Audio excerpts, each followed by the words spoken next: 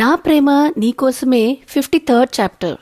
ఇందు చేతులు విడిపించుకొని తన కన్న తండ్రి ఇచ్చాడు ఆ హక్కు అని చెప్పి అక్కడి నుంచి ఇష్యూ కోసం బయటికి వెళ్ళేసరికి ఇష్యూ బయటికి వస్తుంది విత్ ఈశ్వర్ ఫ్యామిలీ. రూమ్లోనే ఉన్న ఇందుకి దక్ష అన్న మాటలు చెవుల్లో మారుమ్రోగుతుంటే అసలు ఏం మాట్లాడుతున్నాడు వీడు? శివ తన కూతురు మీద హక్కు వీడికి ఇవ్వడమేంటి? నిలదీసేసరికి నోటికి వచ్చింది వాగుతున్నాడు అని తనకి తానే అనుకుంటూ ఉండగా మమ్మా అని పిలిచిన ఇష్యూ పిలుపుకి తేరుకొని తను కూడా వాళ్లతో జాయిన్ అవుతుంది. కానీ మనసు మొత్తం దక్ష అలా ఎందుకు అన్నాడో అనే ఆలోచనలోనే ఉండిపోతుంది. ఇందుని వదిలేసి పాపని బాగా ఆడిపించి తను కూడా కొన్ని ఆటలు ఆడతాడు దక్ష. డాడీ జెయింట్ వీల్ అని అరుస్తుంది బుడ్డది. దక్ష ఒకసారి అటు చూసి నో బేబీ అది నువ్వు ఎక్కకూడదు అంటే నో డాడీ నేనెక్కుతాను, నాకు ఆ రైడ్ ఇష్టం అని మారం చేస్తుంది ఇష్యూ బేబీ. సర్లే వెళ్దాం అంటాడు దక్ష. ఓయ్ నీకసలు బుద్ధుందా? చిన్నపిల్ల తెలియక అడుగుతుంటే అలా ఒప్పేసుకోవడమేనా? పైకి వెళ్ళాక కళ్ళు తిరుగుతాయి. ఇష్యూకి నో చెప్పు అంటుంది మెల్లగా. నా కూతుర్ని జాగ్రత్తగా చూసుకోవడం నాకు తెలుసు అని నీక్కూడా రావాలనుంటే రా అని చెప్పి జెయింట్ వీల్ వైపుకు వెళ్ళిపోతాడు దక్ష. వీడి కూతురంట వీడి కూతురు ఎలా అంటున్నాడో చూడు అని నోట్లోనే గునుక్కుంటుంది. పక్కన అశ్విని ఉండడంతో పదండి మనం కూడా వెళ్దాం అనేసరికి ఒక ఫేక్ నవ్వు నవ్వి పదండి అంటూ వాళ్ళు కూడా జెయింట్ వీల్ దగ్గరికి వెళ్తారు. మమ్మా వస్తున్నావా అని ఇష్యూ అడిగేసరికి ఇష్యూ భయపడితే తనకి ధైర్యం చెప్తూ తనని నా వైపుకు తిప్పుకోవాలి అని అనుకొని వస్తాను, నీకు భయమైతే నేనుంటే నీకు ధైర్యంగా ఉంటుంది కదా అని అంటుంది. ఇష్యూ దక్ష ఒకరి మొహాలు ఒకరు చూసుకుంటారు. ఏం చేస్తున్నారు పదండి అని అందరికంటే ముందే ఇందు వెళ్తుంది. ఈశ్వర్ ఫ్యామిలీ ఒక దాంట్లో, దక్ష ఫ్యామిలీ ఒక దాంట్లో కూర్చుంటారు. దక్ష ఇష్యూ ఒకవైపు కూర్చుంటే వాళ్ళకి ఆపోజిట్లో ఇందు కూర్చుంటుంది. ఏదో పొడుద్దామని ఎక్కింది కానీ వీల్ హైట్కి వెళ్తుంటే ఇష్యూకేమో కానీ ఇందుకు మాత్రం తన ప్రాణం గాల్లో కలిసిపోతున్న ఫీలింగ్ కలిగి వాళ్ళ ముందు భయపడకుండా ఉండడానికి చాలా ట్రై చేస్తుంది. వీల్ తిరగడం స్టార్ట్ కాగానే ఇటు ఇందుకి కళ్ళు తిరగడం కూడా స్టార్ట్ అవుతుంది. పైకి వెళ్ళినప్పుడు ఏమనిపించట్లేదు కానీ కిందికి వస్తుంటే చుక్కలు కనిపిస్తాయి ఇందుకి. ఇష్యూ బేబీ సంతోషంతో అరుస్తూ ఉంటే ఇందు భయంతో అరుస్తుంది. ఇష్యూ ప్లీజ్ ఇటు రా, నాకు భయంగా ఉంది అని అంటుంది ఇందు. నో భయం మమ్మా, లెట్స్ ఎంజాయ్ అంటుంది ఇష్యూ బేబీ. నీకు దండం పెడతానే, ఇటు రావే అని మళ్ళీ అంటుంది. ఇందు నిజంగానే భయపడుతుంది అని అర్థమై బేబీ నువ్వు మమ్మ పక్కకి కూర్చో అని ఇందు పక్కన కూర్చోబెట్టి ఇద్దరి సైడు 2 చేతులతో వాళ్ళు పడకుండా వీల్స్ పట్టుకుంటాడు. నాకు భయం లేదు డాడీ, చేతి అని అంటే ఇందు మాత్రం మనసులో దేవుడా వీని చేయి తీయకుండా చూడు అని మొక్కుకుంటుంది. నాకు భయమేసి పట్టుకున్నా బేబీ అని చేయి తీయకుండా అలాగే పట్టుకుని ఉంటాడు. అయితే ఓకే అని ఇష్యూ బేబీ ఆ రైడ్ని అరుస్తూ ఫుల్ ఎంజాయ్ చేస్తుంటే ఇంకెప్పుడు ఆపుతారా బాబు అని ఇందు వెయిట్ చేస్తూ ఊపిరి బిగబట్టి కూర్చుంటుంది. వాడు ఆపగానే స్పీడ్గా దిగి ఆఫ్టర్నూన్ తిన్న లంచ్ మొత్తం కక్కేస్తుంది ఇందు. ఇందు వామిటింగ్స్ చూసి ఇష్యూ భయపడి మమ్మా అనుకుంటూ ఇందు దగ్గరికి వస్తుంది. నాకేం కాలేదు ఇష్యూ, భయపడకు, తిరగడం వల్ల కడుపులో తిప్పి వామిటింగ్స్ అయిపోయింది అంతే అని కూతురికి సర్ది చెప్తుంది. అయినా ఇష్యూ కంగారు పడుతూ డాడీ మమ్మని హాస్పిటల్కి తీసుకెళ్దాం అని హడావిడి చేస్తూ ఉంటుంది. ఇష్యూని ఎత్తుకుని మమ్మకి ఏం కాలేదు బేబీ, కొంచెం జ్యూస్ తాగిస్తే నార్మల్ అవుతుంది, హాస్పిటల్ అవసరం లేదు అని పాపకి అర్థమయ్యేలా చెప్తాడు. సరే మరి మమ్మకి జ్యూస్ తీసుకొద్దాం అనగానే సరే వెళ్దాం అని అంటూ మీరిక్కడే ఉండండి, మేము వెళ్ళి జ్యూస్ తెస్తాం అని దక్ష ఈశ్వర్, ఇష్యు, రక్షత్ నలుగురు వెళ్తారు. అక్కడ అశ్విని, ఇందు ఇద్దరు మాత్రమే మిగులుతారు. మీ పాపకి మీ హస్బెండ్కి మీరంటే చాలా ప్రేమ అన్నట్టుంది కదా. ఇందాక వీళ్ళో కూడా మీరెక్కడ పడిపోతారో అని జాగ్రత్తగా పట్టుకున్నారు కదా అని అంటుంది అశ్విని. హస్బెండ్ అన్నందుకు ఇందు పాప బీపీ 200 క్రాస్ చేస్తుంది. అది తగ్గించుకోవడానికి పిడికిలి మూసి కళ్ళు మూసుకుంటుంది.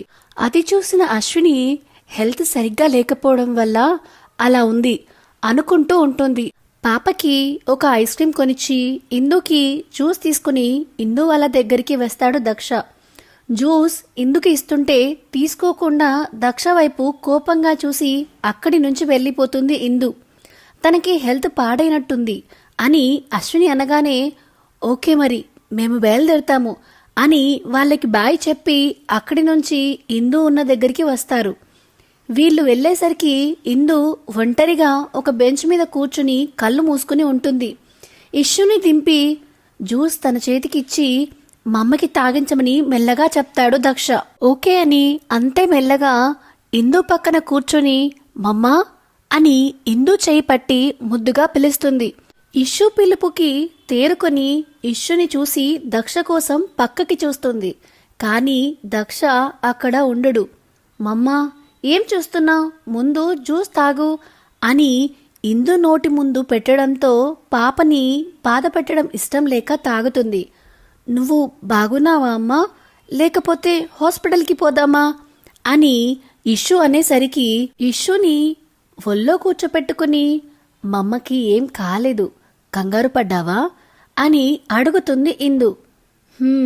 అని అంటుంది బుడ్డది. అలా ఇద్దరు కాసేపు కబుర్లు చెప్పుకుంటూ ఉంటారు.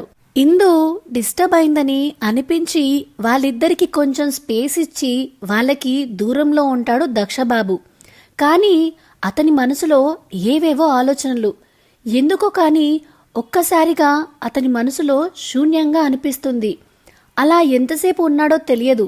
ఇష్యు బేబీ వెతుక్కుంటూ వచ్చి డాడీ అని పిలిచే వరకు ఇష్యుని చూసి ఈ లోకంలోకి వచ్చి హా బేబీ వెళ్దామా, ఇంకా మమ్మ ఎక్కడా అని అడిగి వెనక్కి చూసేసరికి ఇందు కూడా అక్కడే ఉంటుంది.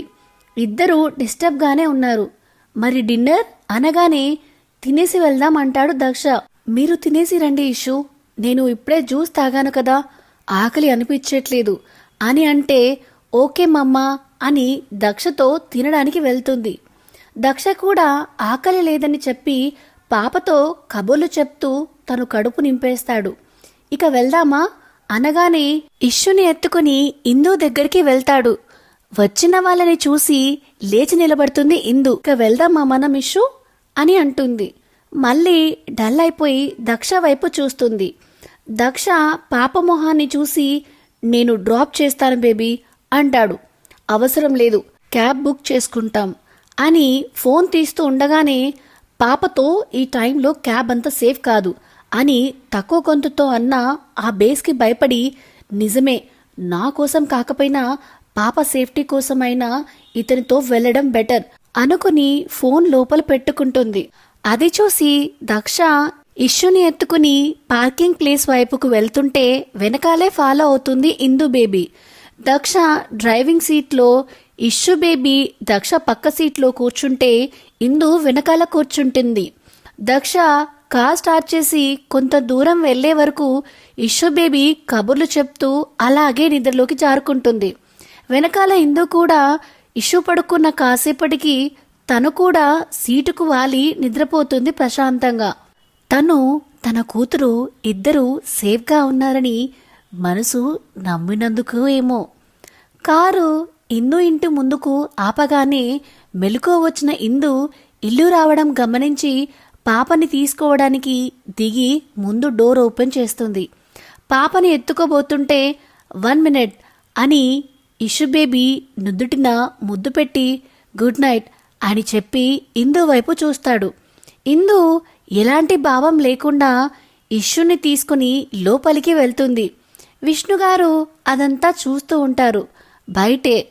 ఇందు వాళ్ళ కోసం వెయిట్ చేయడం వల్ల వాళ్ళు లోపలికి వెళ్లే వరకు చూసి విష్ణుగారిని ఒకసారి చూసి తన ఇంటికి పయనమవుతాడు దక్ష.